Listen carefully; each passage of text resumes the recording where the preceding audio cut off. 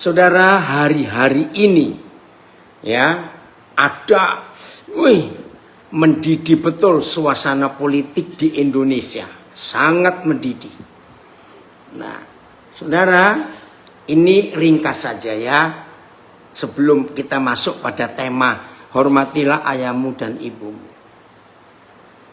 Saya sangat percaya bahwa ada sesuatu yang Yahweh Adonai Elohim kita sedang beracara untuk Indonesia menjelang pemilu yang sangat menentukan, dengan cara memberikan sesuatu ide yang gak masuk akal kepada orang nomor satu di negara kita, sehingga orang nomor satu ini dalam tanda kutip diizinkan yang sangat mengasihi Indonesia dan dunia ini, yaitu Papa kita yang luar biasa, untuk catatnya, untuk membuat sepertinya kekisruan dan kekacauan.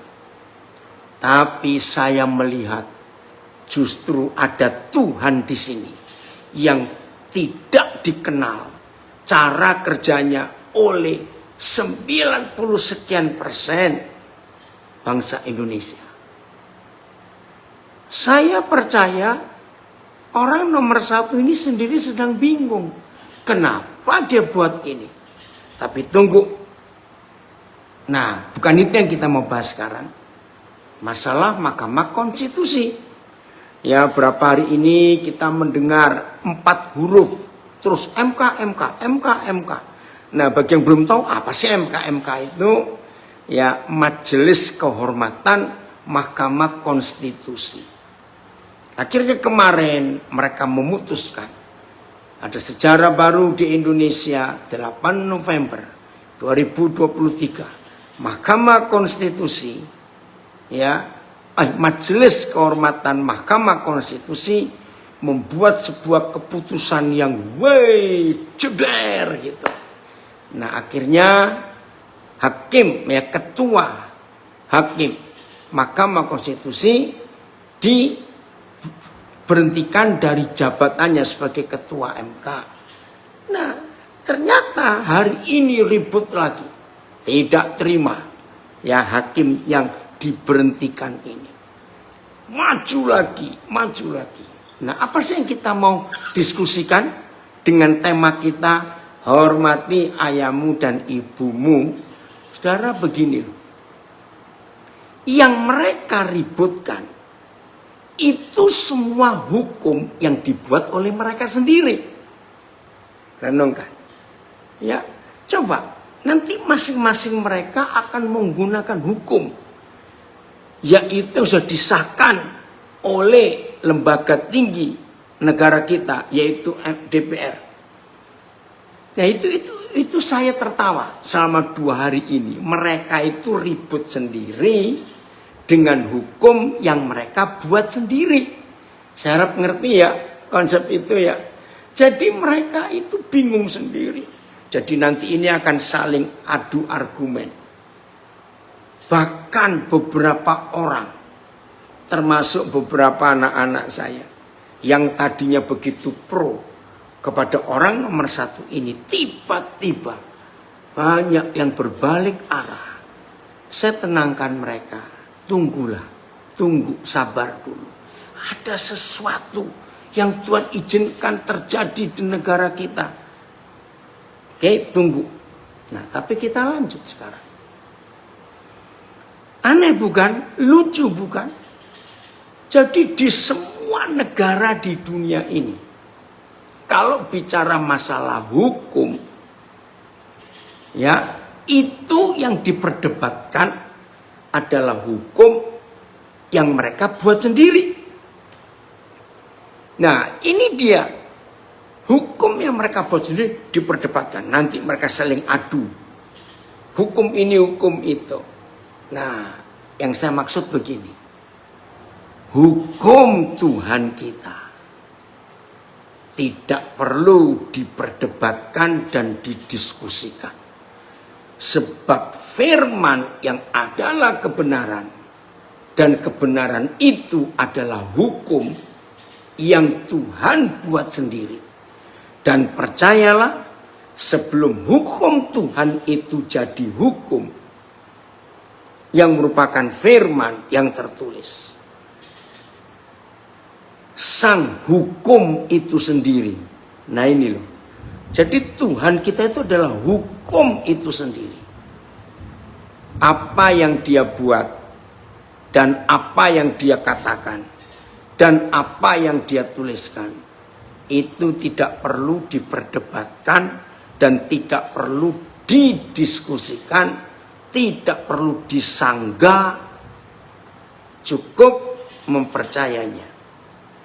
Karena hukum itu yang Tuhan berikan kepada kita, itu hukum mutlak. Nah, di dunia ini tidak ada negara manapun yang bisa membuat hukum mutlak. Karena tidak ada negara di dunia ini, siapapun orangnya, itu bisa membuat hukum mutlak. Maka dalam istilah hukum manusia ada kata amandemen. Itu dari bahasa asing. Saudara tahu arti kata amandemen? Perubahan undang-undang dan peraturan. Nah, di hampir semua negara demokrasi, maka yang menentukan lembaga paling tinggi itu Mahkamah Konstitusi, MK kita, yang hari-hari ini sedang ramai sekali. Mahkamah Konstitusi. Maka itu, ini lucu nanti. Lalu siapa yang memutuskan terakhirnya nanti loh? Yang pegang palu terakhir di kisulnya Mahkamah Konstitusi hari-hari ini. Nah, kita tunggu saja. Kalau papa kita tidak perlu lagi. Hebatnya karena dia yang paling tinggi dalam pembuatan hukum itu. Oke. Kita lihat Ibrani pasal yang ke-6. Filipus coba carikan ayat yang mengatakan bahwa karena tidak ada orang yang lebih tinggi dari Tuhan, maka dia bersumpah demi dirinya sendiri untuk mengokohkan hukum yang dia buat. Wih, itu keren sekali. Ya. Maka ngurus dunia sebesar ini, yang sekarang penduduknya 8 miliar lebih, ternyata papa cukup memberi 10 hukum saja. Sedikit loh saudara, 10 hukum itu sedikit. Tapi 10 hukum ini bisa menyatukan dunia dan membuat semua otoritas dan kekuasaan di dunia itu tunduk kepada hukum itu. Ya, terima kasih. Ayat 13. Ibrani 6 ayat 13. Jadi saya ulangi lagi. Untuk mengatur alam semesta yang tak terhingga luasnya, dan untuk mengatur manusia yang mendiami satu-satunya planet, ya, di antara triliunan planet di seluruh alam semesta ini. Nama planet itu adalah bumi atau the earth. Maka papa kita cukup memberikan 10 hukum saja. Ini dahsyat saudara. Bayangkan, untuk ngatur manusia yang 8 miliar lebih, tidak tahu nanti yang hidup yang akan lahir lagi berapa, untuk mengatur seluruh bumi, cuacanya, pulaunya, lautnya, anginnya, binatangnya, pohon-pohonnya, belum manusianya. Ternyata cukup hanya 10 hukum saja. Dan itu kalau kita praktekkan, wah, 10 hukum itu aman. Dunia ini aman. Nah, ketika papa akan buat itu, maaf saya belum baca dulu ya Filipus, bentar. maka itu satu-satunya kitab suci agama di dunia, satu-satunya kitab suci agama di dunia. Keren. Hanya kitab suci kita yang disebut kitab perjanjian lama dan kitab perjanjian baru. Garis bawahi loh, perjanjian itu testamen. Wah, luar biasa. Oi, dari LE gabung. Betul, Ibrani 6 ayat 13. Saudara, saya harap mengerti ini. Nah, kembali kita baca Ibrani 6 ayat 13. Ayo. Terima kasih Bapak. Ada kebenaran yang luar biasa yang Dia sediakan untuk kita nikmati dalam hidup ini. Ya. Nah, sebab ketika Tuhan memberikan janjinya kepada Abraham, ia bersumpah demi dirinya sendiri. Karena tidak ada orang yang lebih tinggi daripadanya. Ayat ini. Ketika Tuhan berjanji kepada Abraham, ia berjanji atas dirinya sendiri karena tidak ada yang lebih besar daripada dirinya. TL, terjemahan lama. Karena tatkala Tuhan berjanji kepada Ibrahim, sedang tiada dapat ia bersumpah demi yang terlebih besar, maka bersumpahlah ia demi dirinya sendiri. Artinya hukum yang Dia berikan kepada kita dan sekarang kita miliki sebagai kitab suci, itu hukum yang jaminannya adalah Dia sendiri, sang hukum itu. Karena nggak ada yang lebih tinggi daripada Dia. Kalau istilah sehari-hari, maka demi tercapainya hukum yang luar biasa itu, maka Tuhan sendiri, sang hukum itu atau yang memberi hukum itu, Dia itu pasang badan. Wih, ini luar biasa loh saudara. Artinya tahu pasang badan?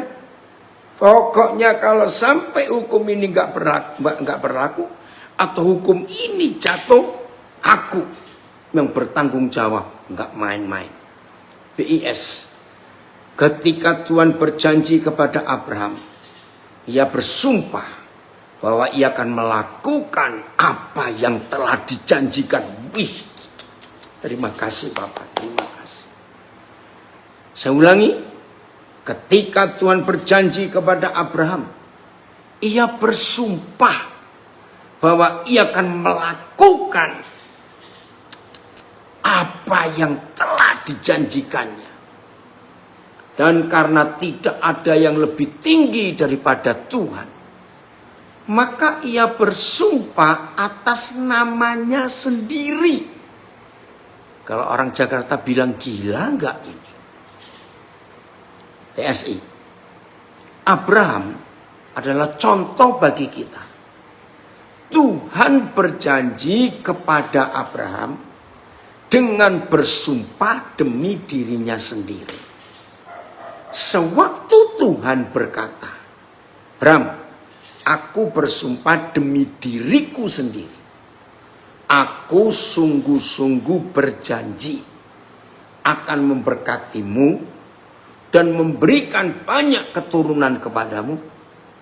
Sesudah menunggu dengan sabar dan penuh keyakinan, Abraham pun menerima janji Tuhan itu.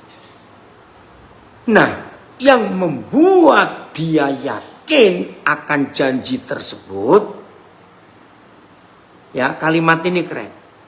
Yang membuat Abraham yakin akan janji tersebut adalah karena Tuhan menguatkan janjinya, mengesahkan janjinya, menjamin janjinya kepada Abraham itu pasti berlaku. Apa yang diikat? Yaitu bersumpah demi dirinya sendiri. Karena memang tidak ada yang lebih besar daripada Tuhan. Itulah sebabnya Yahweh Tuhan menguatkan janjinya atas namanya sendiri.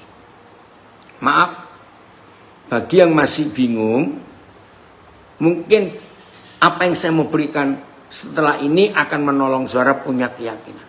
Begini loh, di negara mana saja dan negara yang politiknya apa saja, kalau ada 2 orang atau lebih mengikat suatu perjanjian atau membuat sebuah perjanjian, entah dalam bisnis, entah urusan tanah, surat tanah, sertifikat, atau perjanjian apa sajalah, ya jual beli, ya pinjaman, utang, pokoknya ada 2 orang atau lebih membuat kesepakatan, membuat perjanjian, tidak akan sah kalau orang-orang buat perjanjian itu tidak dilakukan di depan notaris. Catat itu. Kenapa harus notaris? Sebab notaris itu, dari Illinois, Shalom. Sebab notaris itu posisinya selalu dan absolut lebih tinggi daripada kita yang sedang buat perjanjian itu. Nah, kalau saudara dan saya membuat perjanjian antar kita dengan kita, nggak ada yang mengesahkan yang lebih tinggi, maka perjanjian yang kita buat itu nggak kuat. Tidak ada jaminan untuk mendapatkan sesuatu. Nah, karena kita manusia ini ternyata punya hukum, yaitu namanya notaris, orang yang lebih tinggi dari kita. Nah, karena Tuhan itu tidak pernah punya yang lebih tinggi dari dia, maka itu dia bersumpah demi dirinya sendiri. Ini keren sekali. Saya lupa tahun berapa pertama kali saya belajar firman ini. Saya tuh menangis. Kenapa sih Tuhan? Engkau itu begitu belain kami yang kurang ajar ini loh. Kok sampainya engkau mengikat dirimu sendiri dengan sumpah. Karena gak ada yang lebih tinggi dari dia. Maka kalau saya pakai istilah manusia, kalau saudara dan saya membuat ikatan dengan Tuhan, dan Tuhan buat ikatan janji dengan kita, maka kita antara Tuhan dengan kita dan kita dengan Tuhan harus mencari orang yang lebih tinggi dari Tuhan. Nah, masalahnya siapa yang lebih tinggi dari Tuhan? Gak ada. Maka dia mengikatkan dirinya dengan sumpah dengan dirinya sendiri. Wih, saya bilang ini gila betul. Tuhan itu, aduh. Oke ya, lanjut ayat 14. Kenapa? Sampai segitunya Tuhan? Ini dia jawabannya. Ayat 14. Oh, berarti sebelumnya. Coba mulai ayat 10-nya coba. Filipus, maaf ya. Wah, ini luar biasa. Ayat 10.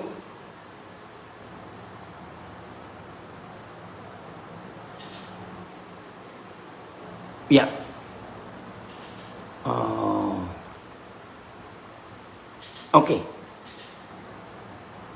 Pelan-pelan. Terus 12.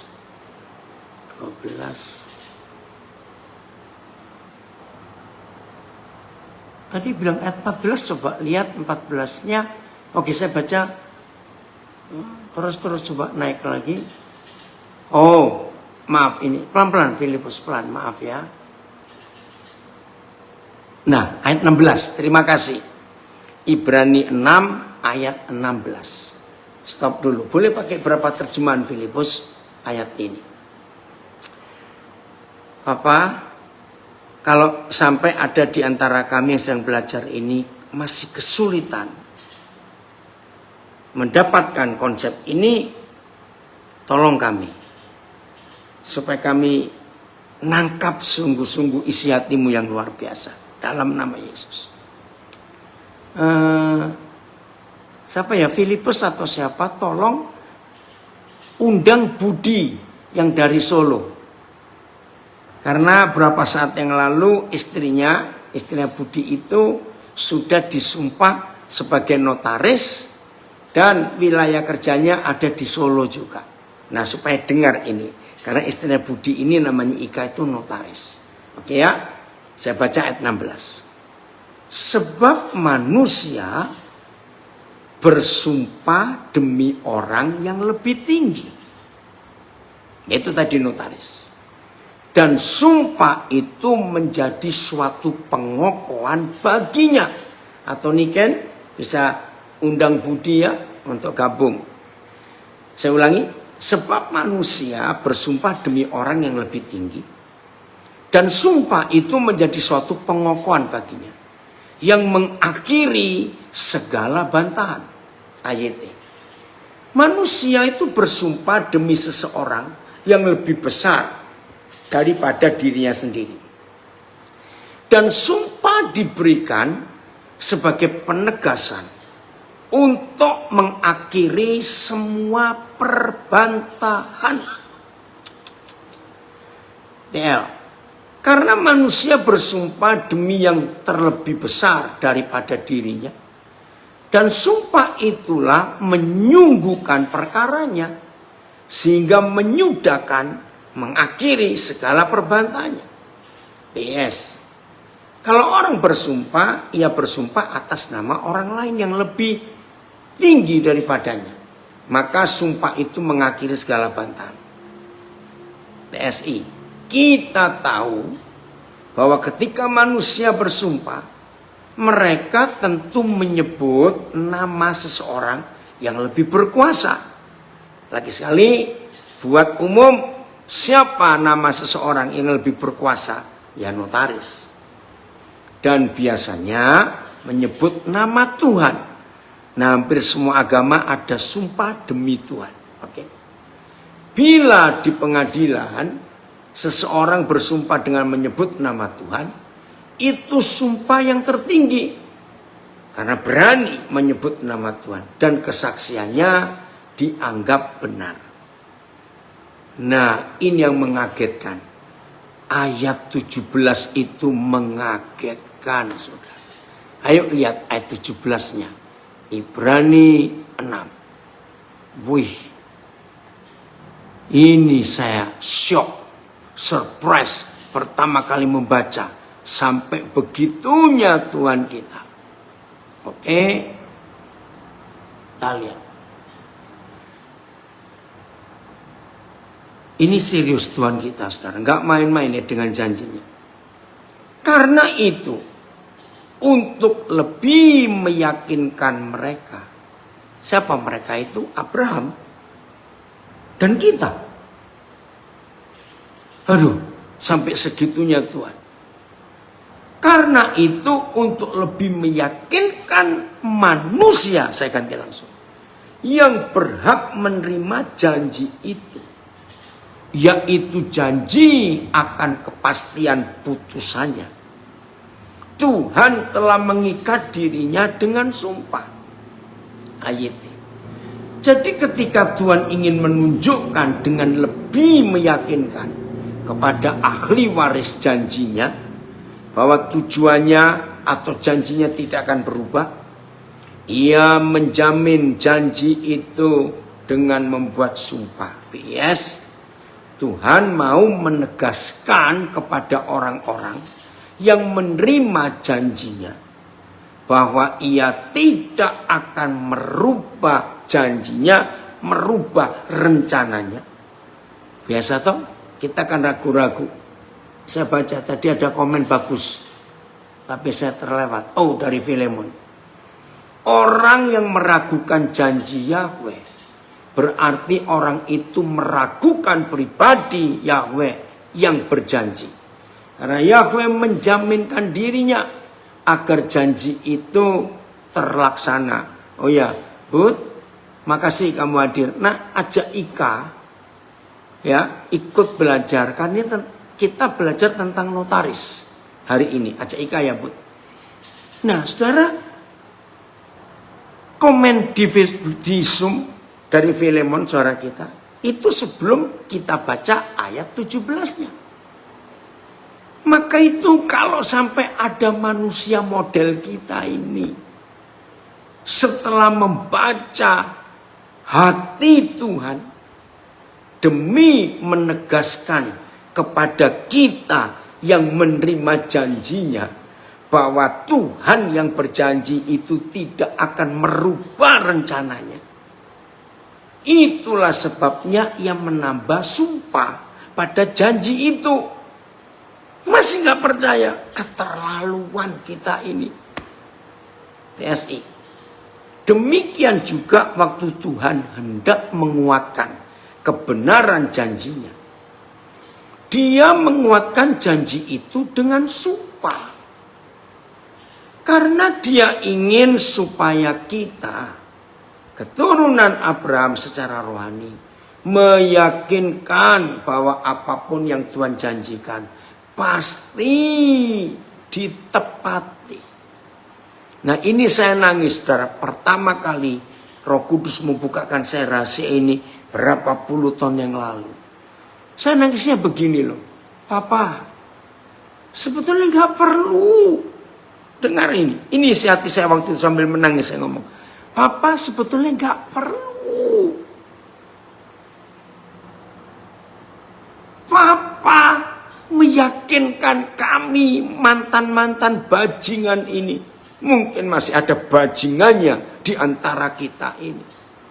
Nggak perlu untuk meyakinkan kami supaya kami tidak meragukan dirimu yang akan ingkar janji. Kurang ajar nggak kita ini? Saudara perhatikan kalimat ini. Jadi yang maha besar, yang maha kudus, yang maha dahsyat itu merendahkan dirinya demi tidak ada bantahan dari kita mantan-mantan bajingan ini untuk menerima janji itu. Supaya kita nggak ribut dan nggak menuntut dia dengan kata, oh ternyata kau bohong Tuhan. Nah, supaya nggak ada bantahan, supaya Tuhan tidak sempat kita tuduh, dia pelin-pelan dia ingkar janji. Maka janji yang dia berikan kepada mantan-mantan bajingan ini, mungkin juga masih ada bajingannya di antara kita.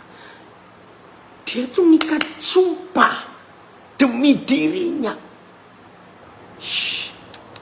Saya kagum, ini kok bisa Tuhan itu. Coba FIH-nya Filipus. Ada apa itu? Komen FIH itu lagi ya. Coba kita lihat. Kita harus tahu ini saudara, konsep yang luar biasa ini dalam diri Tuhan kita. Sampai seperti itu. Ya. Oke. Kita lihat. Tuhan juga mengikat dirinya dengan sumpah. Sehingga apabila ia menjanjikan pertolongan kepada seseorang, orang itu akan benar-benar yakin dan tidak usah takut bahwa Tuhan akan mengubah rencananya.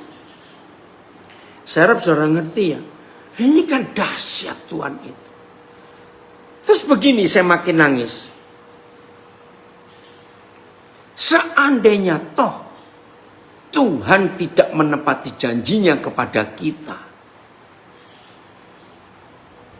Dengar pertanyaan saya.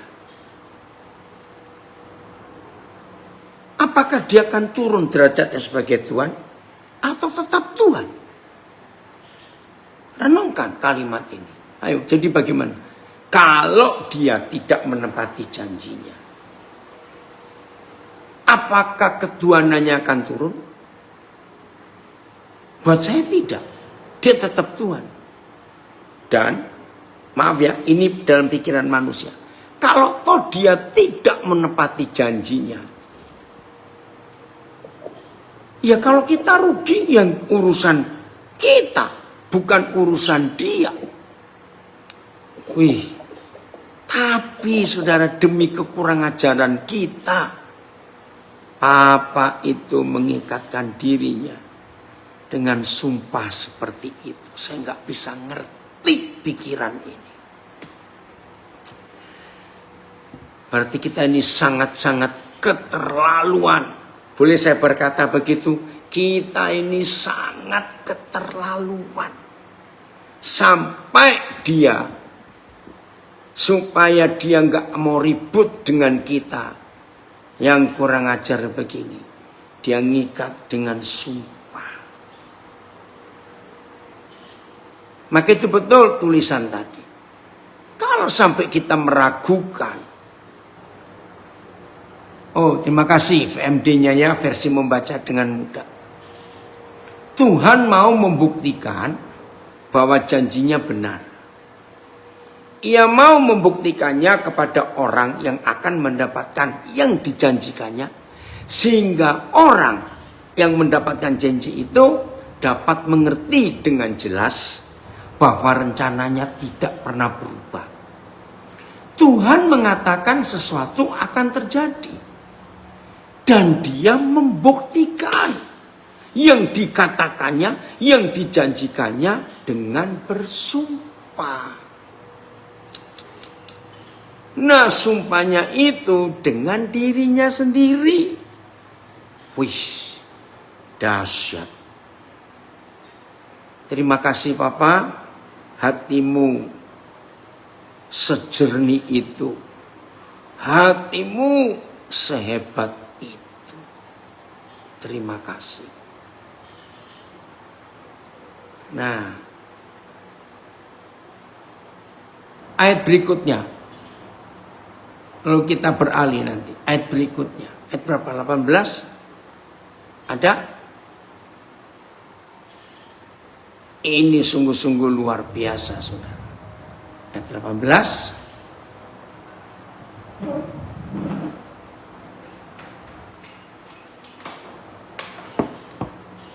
Ya.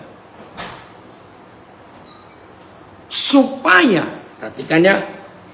Supaya oleh dua kenyataan yang tidak berubah-ubah tentang mana Tuhan tidak mungkin berdusta. Nah ini loh. Saudara ngerti nggak hati Tuhan kita dengan ngomong ini? Ini loh kurang ajarnya manusia itu. Nganggap Tuhan itu bisa dusta. Tapi untuk meyakinkan mantan-mantan bajingan ini, supaya Tuhan tidak kita tuduh berdusta atau ingkar janji. Tentang mana Tuhan tidak mungkin berdusta? Kita yang mencari perlindungan beroleh dorongan yang kuat untuk menjangkau pengharapan yang terletak di depan kita. Lanjut.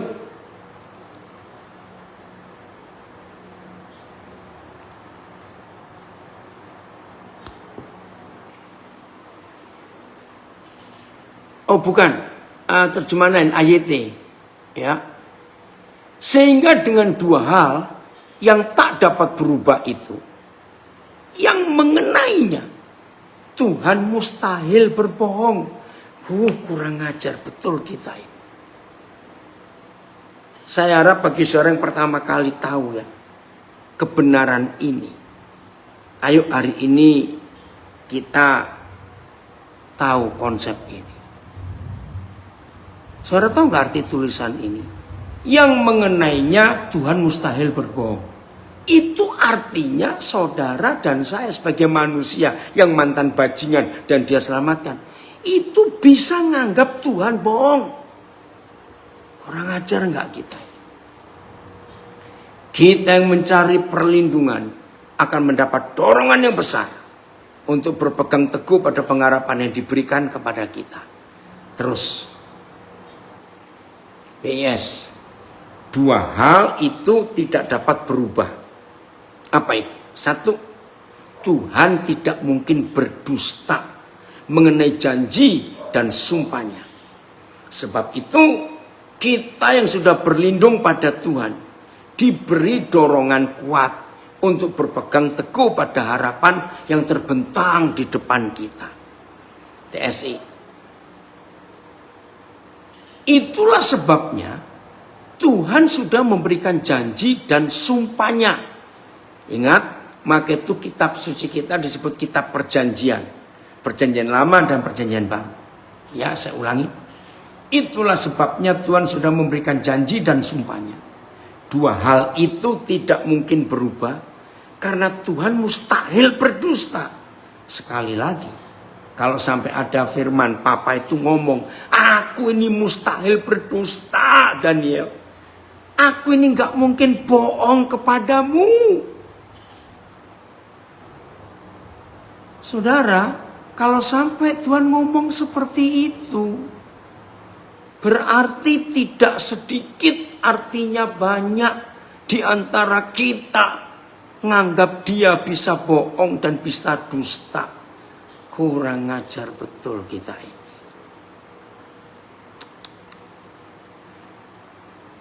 Dengan begitu, kita yang bergantung penuh pada kebaikan hati Tuhan mendapat kekuatan karena pengharapan bahwa Tuhan pasti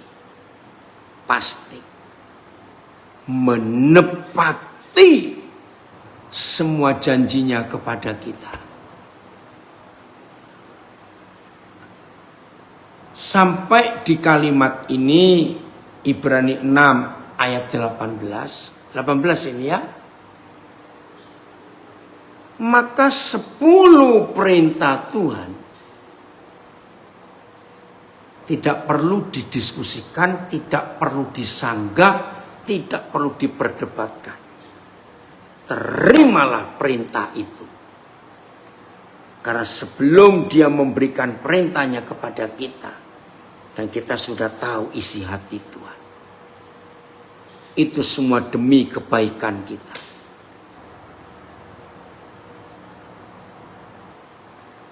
Dan hari ini dalam keluarga Osaka, obrolan santai keluarga Allah, sampai dihukum yang kelima ya.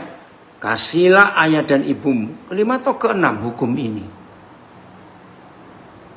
Tolong ingatkan saya, ini hukum kelima atau keenam? Oi, ada orang? Hukum keberapa ini? Kelima, terima kasih. Sampai hukum kelima dari komunitas Osaka ini. Jadi selanjutnya saudara, jangan seperti MK yang lagi ribut di Indonesia, Mahkamah Konstitusi. Mereka sedang ribut dengan hukum yang mereka buat sendiri. Nanti saling berantem, saling beradu dengan hukum ini, buatan ini. Nah, Papa kita nggak begitu dalam memberikan hukumnya. Ini luar biasa. Saudara, ini saya saksi sedikit tentang pelayanan kami. Ya. Kira-kira akhir 90-an, saya lupa. Ya. Ada berapa usul dari Jakarta ini. Ya, saudara kita Jakarta untuk mendukung pelayanan kami. Nah, waktu itu ya di Papua itu belum ada BCA. Nah, Bank Sentral ASEAN yang paling umum, paling banyak. Ya, sampai sekarang aja Nabiri belum ada BCA itu. Itu hanya di kota besar yang lain. Lalu beberapa saudara mengajak, ayo buka tabungan BCA supaya saudara, apalagi zaman itu belum semudah sekarang transfer antar bank. Kadang-kadang bank satu dengan nama bank beda, mahalnya ongkos kirimnya. Ya udah. Lalu beberapa saudara usul membuka tabungan, bukan nama pesat, tapi namanya Perkumpulan Anak Indonesia Membangun. Nah, tadinya namanya Yayasan LSM. Tapi waktu itu ketika Ibu Megawati jadi presiden, ya saya nggak tahu ada peraturan pemerintah Undang-Undang nomor 16 kalau saya tidak salah. Maka ya waktu itu yayasan-yayasannya Pak Harto, Darmais semua itu jadi sarang kejahatan. Lalu Presiden Megawati membuat undang-undang baru, tidak boleh pakai nama yayasan tapi namanya perkumpulan. Nah, dibuatlah perkumpulan, ya. Jadi namanya Tabungan Perkumpulan Anak Indonesia Membangun, disingkat AIM. AIM dalam bahasa Inggris artinya tujuan. Bagus juga. Udah rutin berjalan, ya. Nah, awal tahun yang lalu, jadi hampir 2 tahun ini kami. Oh, hukum ke-6 ya, bukan ke-5. Ya udah enggak apa-apa lah, enggak usah diskusi. Karena rekening atau tabungan perkumpulan ini tidak boleh, apa sih istilah perbankan saya lupa. Pokoknya nggak boleh pakai ATM. Itu nggak boleh. Ya, saya nggak ngerti urusan bank. Jadi harus pakai, kalau BCA itu ada token. Token itu, nah terus pakai baterai. Ya, yang ngerti biar ngerti, yang nggak ngerti nggak usah ngerti. Saya pun nggak terlalu ngerti soal itu. Nah, pakai baterai. Awal tahun yang lalu, baterai token ini mati. Akhirnya bendahara kami yang di Jakarta ngurus ke kantor pusat BCA, di mana tabungan AIM ini Anak Indonesia Membangun itu dibuka. Begitu nyampe jawabannya, ya nggak boleh ATM. Oh, betul. Diperiksa datanya, loh Pak, ini tabungan PRM Anak Indonesia Membangun sudah mati. Badan hukumnya sudah mati. Nah, kami pikir, cuma mati gitu, masa nggak boleh sih ganti baterai saja? Saudara, ternyata hanya untuk ganti baterai itu nggak semudah itu. Dari awal tahun lalu, 2022. Baru selesai 3 hari yang lalu. Di awal November 2023. Loh, nyantolnya di mana? Nyantolnya akte perkumpulan AIM yang dibuat oleh notaris itu aslinya yang nyimpen duluan tidak tahu di mana. Nah, akhirnya mau tidak mau, yaitu kesalahan kami lah pengurus, ya kami memaafkan. Nah, satu-satunya cara harus minta BCA untuk keluarkan fotokopinya. Nah, lagi sekali saya pikir itu gampang. Ternyata justru nyantolnya di sini. Masalahnya kami itu nggak ada yang tahu notarisnya siapa dulu yang buat akte itu. Celaka nggak ini? Ya udah. Nah, udah. Tuhan itu baik. Baiknya di mana? Ini masalah unik. Ternyata kira-kira bulan April yang lalu, ya, kami ditelepon oleh bank. Lucu ini. Maaf, ada uang kesasar. Jumlahnya nggak main-main, 100 juta rupiah. Bisa masuk ke rekeningnya nomornya Anak Indonesia Membangun ini. Lah, kami nggak tahu urusannya bagaimana, kok bisa masuk. Nah, rupanya ada kesalahan dari BCA yang memasukkan uang itu ke rekening E. Nah, yang punya uang yang nuntut dong. 100 juta bagaimana. Lucu ini. Ternyata ini jalan keluarnya. Akhirnya mau nggak mau, yang sudah berbulan-bulan kami minta BCA untuk mengeluarkan fotokopi akte notaris M ini di mana. Dan memang wajar. Itu sulit. Karena peraturan perbankan kok sudah lewat 5 tahun, itu sudah masuk ke gudang. Saya nggak tahu istilahnya apa. Nah, bayangkan BCA itu punya berapa juta arsip. Nah, nyantolnya di situ. Tiap kali kami datang minta tolong supaya dibuka, nggak mungkin, Pak. Itu perlu waktu bertahun-tahun untuk menemukan akte M ini. Kita bisa bikin anunya ini. Kenapa? Punya profil. Lah, justru profilnya itu loh nggak ada. Saya bilang profil, dia juga profil. Oke, dengerin dulu ya, dengerin dulu.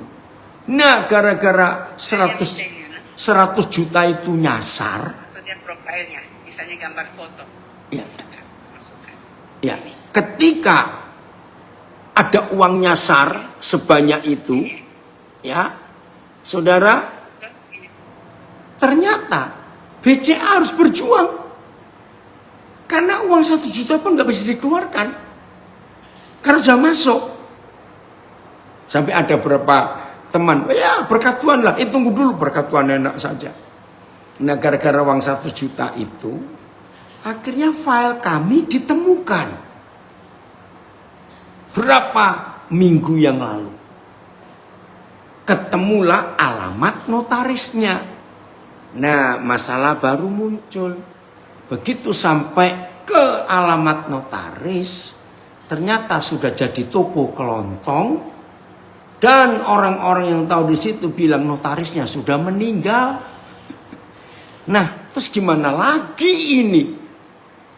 Ayo bayangkan itu. Lucu ini kisah ini sekarang.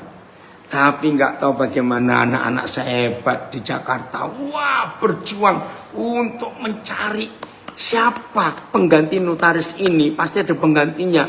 Cuma nggak tahu kantornya di mana. Udah, saya nggak cerita panjang-panjang. Ringkas cerita, diketemukan pengganti notaris yang membuat akta anak Indonesia Membangun dan sudah meninggal. Ya, begitu ketemu lalu cerita, ya dia masih pegang arsipnya. Nah, maka itu dikeluarkan. Udah, kami datang ke BCA, maka itu baru 3 hari yang lalu ini beres. Itu pun bendahara kami belum dapat baterai token itu. Wah, ini seru sekali. Nah, saudara, saya sambil cerita ini supaya tahu. Ini loh hukum buatan manusia. Ternyata setiap hukum yang dibuat oleh manusia akan menjerat, mengikat. Nggak bisa beli baterai token di Indomaret. Bukan baterai itu. Lain ini. Ada yang bilang beli di Indomaret, nggak bisa. Kok beli nggak sampai setahun begitu, hampir 2 tahun kami cari ini. Padahal saya ada berapa kenalan pimpinan berapa cabang BCA, tapi tetap nggak bisa karena bukan wewenangnya. Nah, saudara, inilah hukum yang dibuat oleh manusia akan mengikat, menjerat, meribetkan dirinya sendiri. Seperti urusan MK ini. Tapi hukum Papa kita itu justru memerdekakan kita semua. Terima kasih Papa untuk hukum yang memerdekakan, bukan hukum yang mengikat dan membelenggu sampai menyengsarakan kita sendiri. Maka itu kalau ada perintah hormatilah ayah ibumu, ya hormatilah. Tapi tolong ya Papa Mama, kalau kita diminta untuk dihormati, maaf, kalau kita minta untuk anak-anak kita menghormati kita, saya pesan kalimat ini. Buatlah diri kita itu terhormat. Dengar kalimat ini. Jangan kita minta, ini enggak cuma untuk mama papa ya. Jangan kita minta orang menghormati kita. Ternyata kita sendiri tidak membuat diri kita terhormat. Saya harap mengerti kalimat ini. Oke? Jadi kalau sampai Tuhan berkata, hai anak-anak hormatilah ayah ibumu, itu berarti papa mama harus jadi orang terhormat di depan anak-anaknya. Jangan sampai kita minta dihormati, ternyata kita tidak terhormat. Dalam hal apa kita nggak terhormat? Saya beri beberapa contoh. Ya, maaf. Saya beri beberapa contoh. Ya, mudah-mudahan itu rekaman yang kemarin pagi waktu Zoom SK itu masih ada. Ya, nanti saya cari. Begini, maafin ya. Kira-kira 7-8 tahun yang lalu, terpaksa saya menikahkan, memberkati pernikahan anak gembala tanpa dihadiri si gembala. Maaf. Karena begini, anak gembala ini dari satu suku yang sangat ketat adatnya. Jadi tidak boleh menikah kepada orang yang bukan satu suku. Maaf. Nah padahal dua anak ini sudah 8 tahun berpacaran. Selalu terhalang. Orang tua tidak setuju. Ya. Satu pihak saja. Nah, anak ini selalu ketakutan firman yang kita bahas sekarang ini. Hormatilah ayahmu dan ibu. Nah, coba kita baca dulu terjemahan barunya. Filipus, Efesus 6 ayat 1. Ya. Efesus 6 ayat 1. Ada kalimat terselip yang banyak orang tidak tahu. Nah, ini ada yang tanya, bagaimana supaya anak bisa menghormati orang tuanya? Yaitu tadi, jadikan diri kita terhormat. Kalau diri kita terhormat, karakter kita terhormat, otomatis anak-anak menghormati kita. Bagaimana orang tua bisa dihormati anak kalau kelakuannya nggak terhormat? Maaf. Oke. Hai anak-anak, taatilah orang tuamu di dalam Tuhan, karena haruslah demikian. Anak-anak, taatilah orang tuamu dalam Tuhan, karena ini adalah hal yang benar. BIS, anak-anak, sebagai pengikut Kristus, taatilah orang tuamu, karena itulah yang patut dilakukan. Ini nggak ada kata dalam Tuhan. Yang dua tadi ada. TSI. Jika kamu adalah anak, taatilah orang tuamu, karena pengikut Kristus sudah seharusnya melakukan hal itu. MLT coba. Anak-anak, patuhilah orang tuamu di dalam Tuhan, karena itulah yang benar. Hai anak-anak, turutilah perintah orang tuamu di dalam Tuhan, karena itulah yang benar. Anak-anak, AVB, turutilah perintah ibu bapamu dalam Tuhan. Oke, cukup sampai di sini.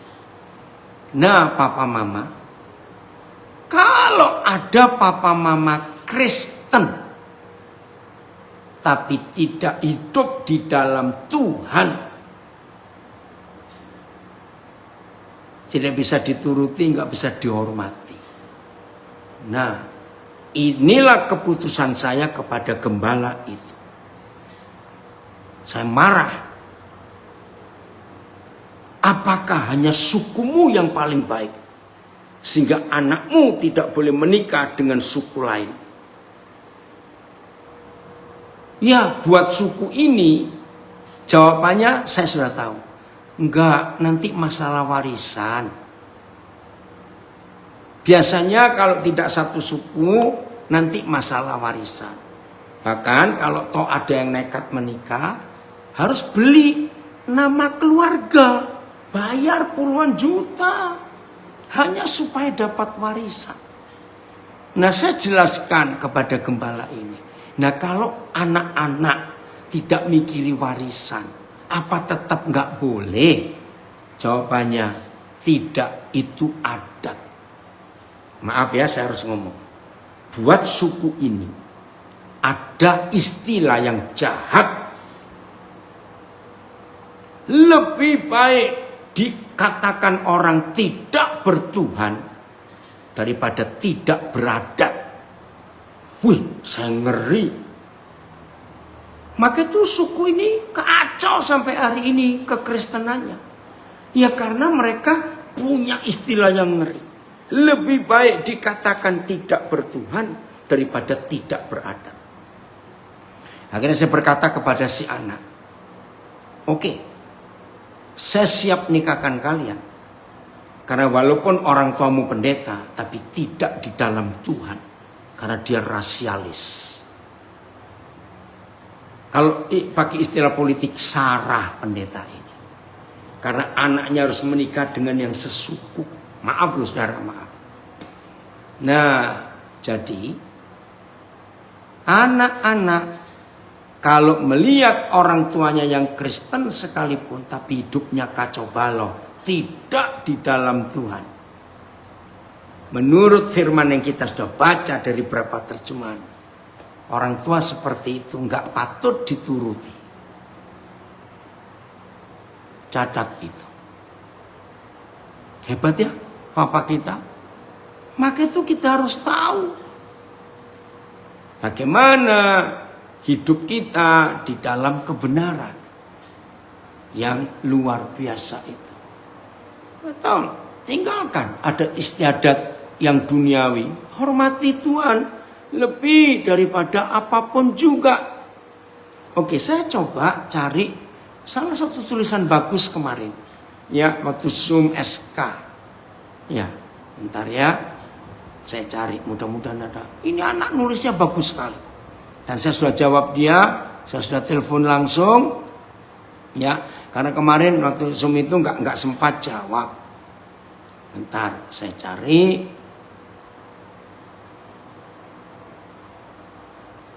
Aduh, bentar ya. Sabar. Gimana cara carinya? Tunggu.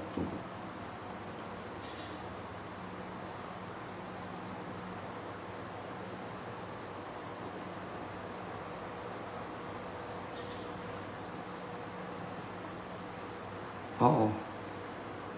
Gimana ini caranya carinya di Instagram tentang yang apa, ada khotbah, carinya di mana ya?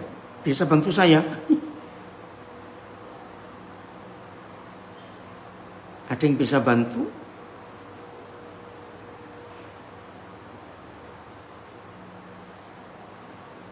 Oh ini. Mana ya? Oke. Coba ya. Sebentar. Lah, kok nggak ketemu?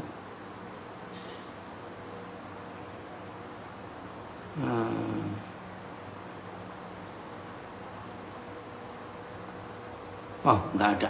Oke, intinya begini. Anak ini tanya, bagaimana saya bisa menghormati ayah ibu saya kalau mereka tidak melakukan tugasnya sebagai orang tua yang benar? Nah, kan kaget saya waktu baca itu. Lalu saya telepon. Kaget jawabannya. Saya ini anak kelima dari 7 bersaudara. Dan kami bertujuh dititip-titipkan ke keluarga papa dan mama. Dan kami dipencar-pencar. Sebab papa mama kami cerai dan mereka menikah lagi. Punya anak lagi. Dan kami nggak diurus. Saudara bisa bayangkan anak seperti itu. Orang tua seperti itu. Saya bilang, ampuni orang tuamu. Dan nanti kalau kamu dewasa dan kalau kamu menikah, ambil putusan jangan berlaku seperti orang tuamu. Hiduplah dalam kebenaran. Ya bisa terjadi terus mau bagaimana? Ngerti ya saudara? Nah, jadi hukum Tuhan itu sangat sempurna. Kenapa sempurna? Karena sebelum Tuhan menyatakan hukum itu sudah diukur dulu oleh Tuhan untuk apapun juga. Maka itu kita kalau membaca hukum Tuhan itu nggak berat. Maaf, melakukan hukum Tuhan tidak berat. Coba carikan Filipus di 1 Yohanes berapa itu. Perintah-perintahnya tidak berat. Nah, saya akan akhiri dengan ayat itu. Jadi kalau Tuhan suruh hormatilah ayah ibumu, itu nggak berat. Ya, 10 hukum yang Tuhan berikan. Itu akan membuat hidup ini sehat, hidup ini damai, hidup ini sejahtera. Dan membuat dunia ini akan aman. 10 hukum itu sempurna, saudara. Ya, lihat itu negara-negara di dunia berapa banyak undang-undangnya. Ya, DPR lembaga tertinggi selalu membuat undang-undang baru terus. Bahkan DPR itu selalu dituntut. Ya, maka itu setiap periode kepemerintahan ukuran DPR itu berhasil atau tidak, berapa undang-undang yang dibuat. Nah, jadi kalau undang-undang buatan manusia bisa dibolak-balik, bisa dilanggar, bisa dijatuhkan, bisa diamandemen, diganti lagi. Waduh, kacaunya hidup manusia itu. Ada yang bisa nolong? 1 Yohanes berapa? Perintah-perintahnya tidak berat. Terima kasih, sudah ketemu ya. Ayo kita lihat, ini ayat yang terakhir. Nanti kita akan diskusi, senang sekali. 1 Yohanes 5 ayat 3. Sebab inilah kasih kepada Tuhan, kasih ya kepada Tuhan, yaitu bahwa kita menuruti perintah-perintahnya. Lalu dikatakan perintah-perintahnya itu tidak berat. Terima kasih Pak. Karena inilah kasih Tuhan, bahwa kita mentaati perintah-perintahnya, dan perintah-perintahnya tidaklah berat. PS. Terus, sebab mengasihi Tuhan berarti taat kepada perintah-perintahnya, dan perintah-perintahnya tidaklah berat untuk kita. Saya harap seseorang dari Timika tadi yang 10 menit sebelum kita mulai Zoom, dia itu telepon saya, merasa berat sekali saya melakukan perintah-perintah Tuhan. Maaf ya, saya nggak sebut namanya. Saya harap saudara ngerti yang saya suruh ikut. Sebentar kamu ikut Zoom, ayo belajar. Nah, saudara ini berkata, kok berat yang melakukan hukum Tuhan. Lihat ini, TSI. Mengasihi Tuhan berarti mentaati perintah-perintahnya. Hal itu tidaklah sulit untuk kita lakukan. Terus VMD, ayo ya, bawa VMD. Anak tadi, ya, mengasihi Tuhan berarti menuruti perintahnya. Perintahnya itu tidak begitu berat bagi kita. AMD, mengasihi Tuhan berarti taat pada semua perintahnya. Dan perintah-perintah Tuhan itu tidak berat untuk kita lakukan. FYH, yang terakhir, mengasihi Tuhan berarti melakukan apa yang diperintahkannya kepada kita. Sesungguhnya hal itu tidaklah sukar. Amin. Ini anak saya pilot ini. Ya, hebat sekali. Saudara, dengar. Kenapa perintahnya nggak berat? Ini rahasia yang luar biasa.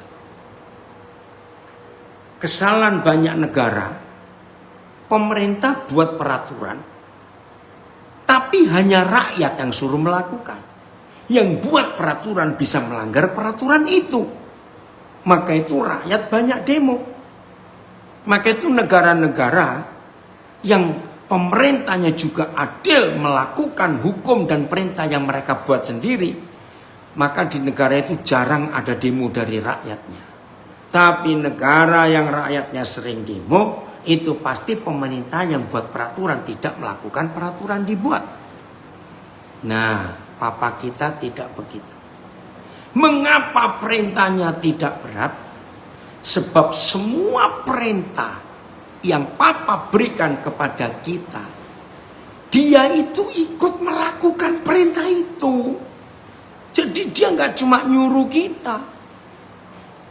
Wih, luar biasa. Jadi nggak usah ragu-ragu menjalankan perintah itu. Ya, Tuhan ikut melakukannya. Oke, saya beri bukti. Yesaya 43. Coba lihat ya, ini bukti. Ya, Yesaya 43. Bagus, ada komen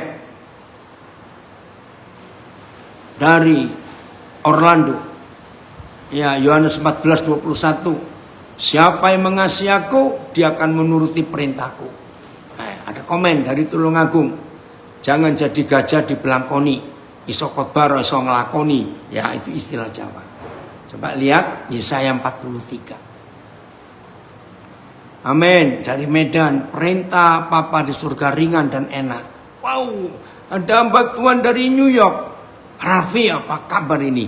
Senang Papa kamu muncul ini. Ya. Oke, lihat ini Yesaya 43. Terus naik lagi Filipus, coba. Bapak lupa ini. Terus. Nah, ayat 4e, tunggu ayat 2. Apabila engkau menyeberang melalui air, jadi Papa nyuruh kita nyeberang melalui air. Lewat sungai maksudnya. Ayo Filipus ya, saya ulang. Apabila engkau menyeberang melalui air, disuruh nyeberang ya. Ternyata dia nggak cuma memberi perintah. Aku akan menyertai engkau. Atau melalui sungai-sungai. Engkau tidak akan dihanyutkan. Ya karena Papa ikut nyeberang juga. Terus dia berkata, apabila engkau berjalan melalui api, jadi kalau Papa memberi perintah, ayo Daniel kamu jalan, ayo Filipus kamu jalan, ayo kamu nyebrang lewat sungai, lewat api itu. Engkau tidak akan dihanguskan.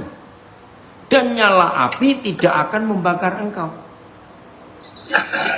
Di mana buktinya? Sadrak, Mesak, Abednego. Keren ya. Jadi Tuhan memberi perintah. Dia nggak nyuruh cuma kita yang diperintah melakukan. Dia pun melakukan. Maka itu Matius 11 ayat 28-29. Koknya itu enak, bebannya itu ringan. Karena mikulnya bareng. Jadi nggak berat. Tuhan Yesus pun ikut mikul. Hebat sekali. Maka itu kalau sampai ada di antara kita masih menganggap hukum Tuhan berat, terlalu berat buat saya, saudara salah. Nggak ada yang berat. Sebab kita melakukannya bareng bersama Papa kita. Matius 28, cepat. Mudah-mudahan yang terakhir. Iya. Ralfi, ntar kontak-kontak ya. Oke. Matius 28. Ayat yang terakhir, ayat berapa itu?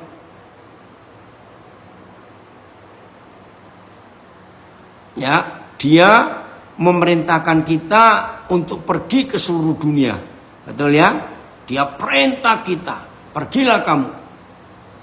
Terus Filipus ke bawah lagi. Ya. Dia memerintah kita untuk pergi ke seluruh dunia. Karena itu ayat 19, pergilah. Jadikanlah semua bangsa muridku dan baptislah mereka dalam nama Bapa, Anak, Roh Kudus. Ajarlah mereka melakukan segala sesuatu yang telah kuperintahkan kepadamu. Titik. Ini perintah. Kita disuruh pergi ke seluruh dunia. Beritakan semua-semua. Dan ini yang luar biasa. Dan ketahuilah, aku menyertai kamu senantiasa sampai kepada akhir zaman. Haleluya. Saya punya ilustrasi begini. Kalau ada seorang majikan dan punya pembantu rumah tangga. Suatu pagi, majikan ini seperti biasa harus pergi ke kantor untuk kerja. Lagi duduk persiapan berangkat, dia belum pakai sepatu. Maka bos ini bilang pada pembantunya, tolong ambilkan saya sepatu itu. Saudara dengar ya ilustrasi ini. Jadi si bos tetap duduk, betul atau tidak? Dan pembantunya pergi ke tempat sepatu dan dia balik. Nah, kalau Papa di surga dan Tuhan Yesus tidak. Tuhan Yesus memerintahkan kita untuk pergi ke seluruh dunia beritakan Injil. Dia ikut pergi. Dan ketahuilah, aku menyertai kamu dalam pergi memberitakan Injil. sampai pada akhir zaman.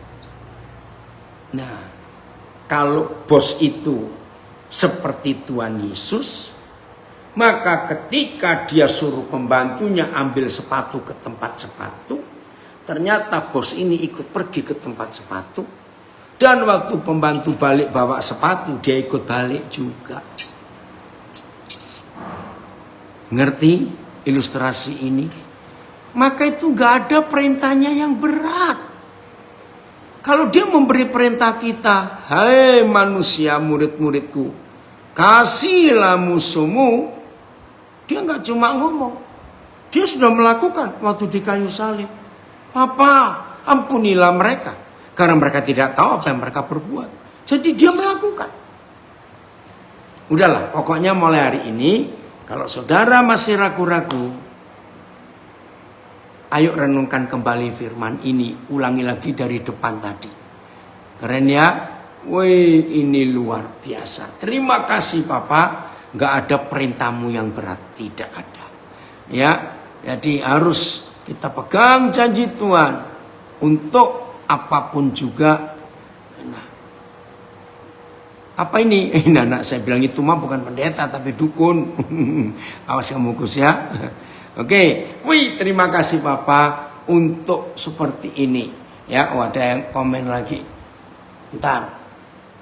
Jadi kalau kita dapat perintah dari Tuhan, nggak perlu doa puasa, nggak perlu, dia mengikutin juga kok bersama kita. Oke ya.